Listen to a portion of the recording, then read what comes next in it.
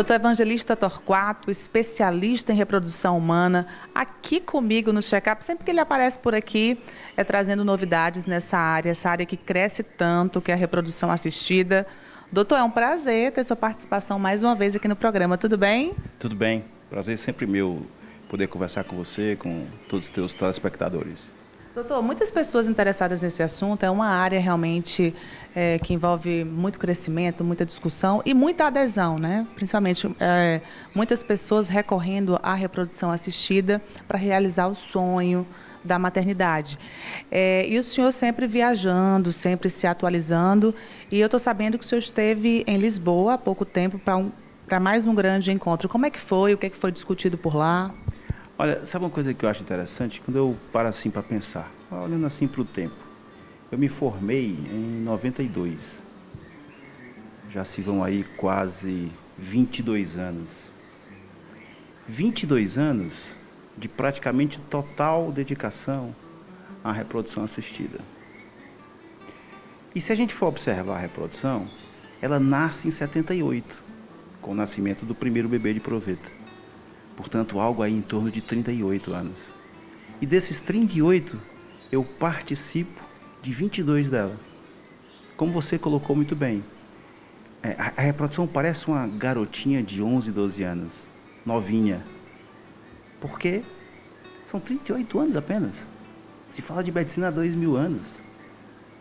Eu diria que nós agora, nesse momento, isso eu tenho muito orgulho de falar, nós estamos escrevendo a página da reprodução. Por isso isso que você está falando, sempre novidades, isso é muito bom, porque é uma área muito desafiadora, é uma área que nós convivemos com a derrota muito mais perto do que várias outras áreas da medicina, e isso nos dá espaço e nos dá força e nos dá garra para tentar sempre melhorar.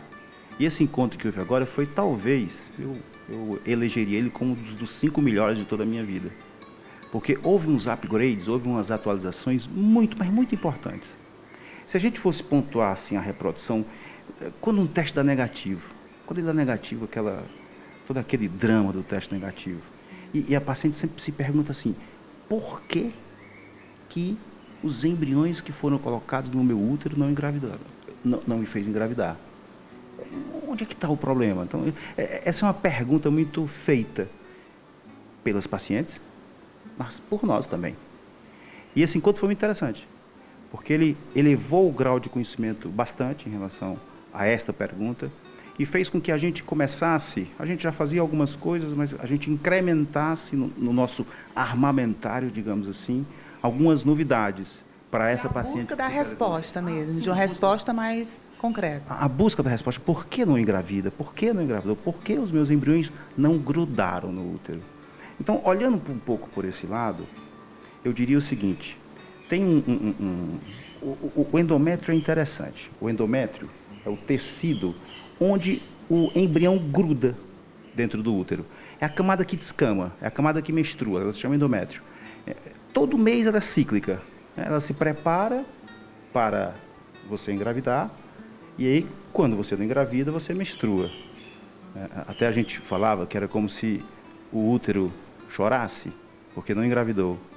Então, esse endométrio, ele nem sempre aceita embrião. E existe um teste hoje, esse teste, você consegue determinar o dia que ele é receptivo.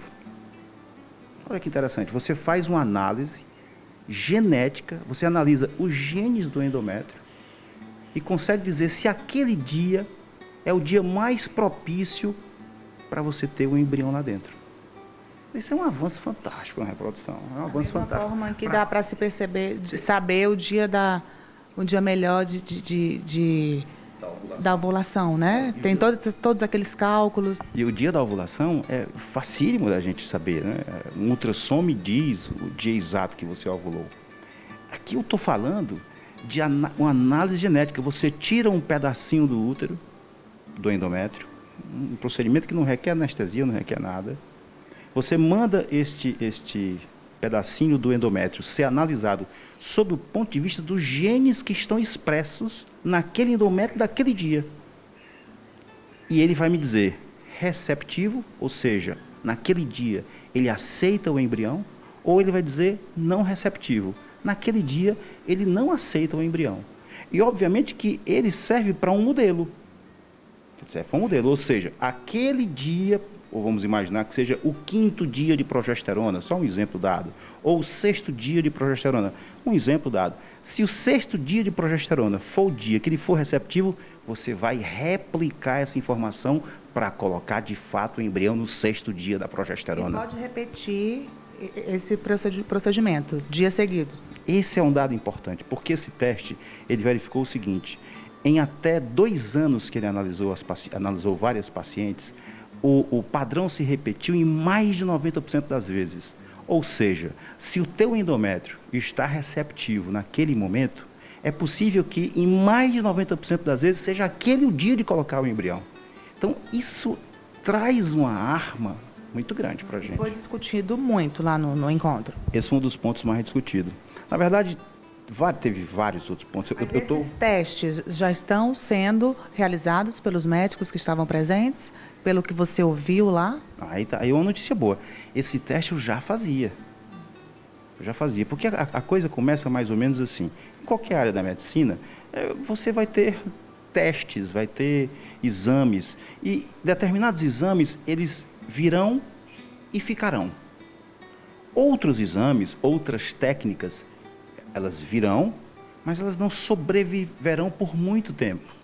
E esse teste, desde o início dele, eu olhava para ele com um olhar de fato mais aguçado, porque, poxa, ele pode me dar tal dia de se colocar o embrião. Então, a gente já fazia isso. E a aplicabilidade boa?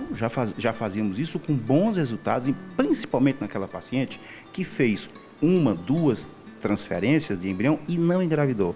Essa é a paciente ideal. Pelo motivo do embrião não fixar no útero. Perfeitamente. Ou seja, você fez uma FIV, não deu certo. Você fez uma segunda FIV, não deu certo.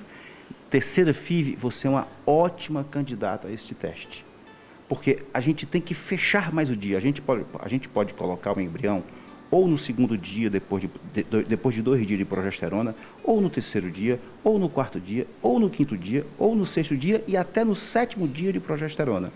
Mas aí fica uma pergunta: o endométrio, ele só aceita o embrião por 48 horas. Então, poxa, aqui tem muito mais dias. Às vezes fica mais difícil você acertar qual dia. Então, esse teste, ele fecha mais este dia. Então, esse foi um grande avanço. Esse realmente foi um grande avanço. Uma coisa realmente que eu gostei, que a gente já fazia, já usava dessa técnica, mas agora, digamos, eu estou sendo mais agressivo no uso dela, porque há uma validação do meio científico maior dela.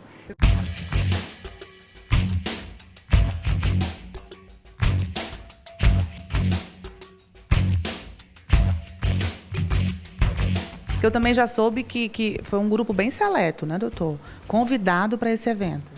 Na verdade, a gente chama aquilo mais de um encontro e não tanto de um congresso. Um congresso, você pode pagar a sua inscrição e você vai para o congresso. O IT é um encontro onde você é um convidado. E aí a gente teve a honra de ser convidado.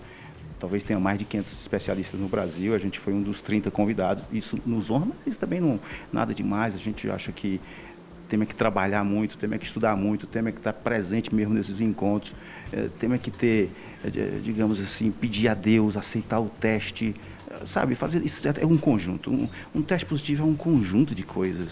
É o estado de espírito que você está naquele momento, é o momento da vida que você está ali naquela hora, é a presença divina essencialmente daquele momento, sabe? Então esse foi um ponto. Esse foi o ponto. Outro importante. Um outro ponto importante. Olha só que fato interessante. Quando você faz um tratamento de reprodução assistida, uma boa parte que dá negativo acontece no seguinte momento. Na hora que você vai colocar o embrião dentro do útero, você usa uma técnica muito suave, é um catéter muito suave que você passa lá pelo útero e coloca o embriãozinho lá dentro do útero com esse catéter. Só que o útero, ele tem minis contrações. Pequenas contrações que você nem percebe, você não sente nada, são pequenas contrações. Você coloca lá o embrião do útero, tira o catéter, tira o espéculo vaginal, aí o útero vai lá e contrai, e expulsa o embrião.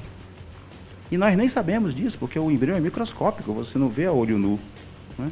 Então, assim, um avanço que nós demos grande, na minha opinião. Existe um medicamento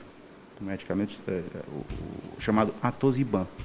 E esse medicamento, paradoxalmente, ele é usado para pacientes com trabalho de parto prematuro. Olha só, a paciente já está grávida, está com o útero se contraindo, querendo expulsar o feto, mas não está no momento ainda, por conta da prematuridade. Então, você usa esse medicamento para parar a contração do útero. Então, há um tempo atrás, eu observei, isso foi em 2013, um trabalho que eu vi isso. Um trabalho bem feito, um trial. Todo trial é um trabalho que tem relevância na área médica. E aí eu observei esse trabalho, comecei a fazer um pouco Atosiban em 2014, mas eu parei. Tive alguns bons resultados, mas eu parei. E agora, para surpresa nossa, o Atosiban ganhou o terreno com vários outros trabalhos científicos.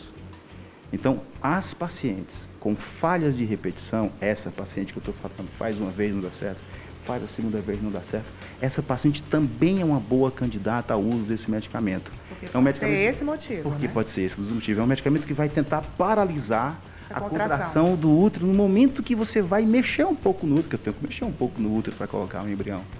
Então, esse também foi digamos assim, outro ponto muito E como importante. você falou, são muitos detalhes, por isso tem que ser muito estudo e muita troca de experiência mesmo, para se chegar em resultados positivos, que é o que todo mundo deseja quando procura a reprodução assistida.